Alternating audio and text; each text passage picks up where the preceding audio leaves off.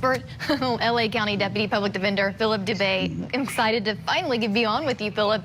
I want to get your take on a couple of things we've been listening to for this body cam video. My ears perked up when the police told the defendant, he wasn't obviously the defendant then, but told him that the neighbor had seen his wife earlier that morning in the garage area standing there like maybe going for a walk.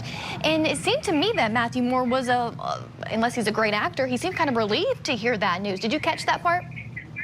Well, yeah, and he should be relieved because it sort of supports his theory that he had nothing to do with it. She left on her own and at that point maybe decided to take her life. You know, keep in mind, we're still in the embryonic stages of the presentation of the evidence. We're not anywhere near what I call that denouement, if ever, in a case like this. So it's little breadcrumbs building and building and building, and we'll see where it leads. I anticipate that one of the worst pieces of evidence that has already come in so far, and it'll probably be expounded upon later, is when he just sort of casually dropped when talking to Amy, the sister, about imagining her being under a tree somewhere.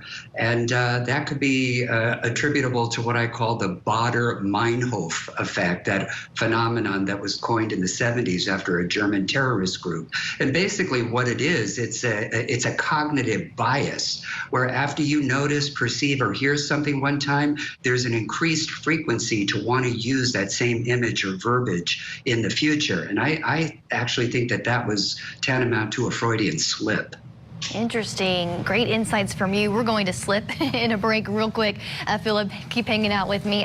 We're going to show you the cross-examination inside that Ohio courtroom of this officer. What will the defense bring forth to try to poke some holes in what their client is charged with? You're watching Court TV, your front row seat to justice.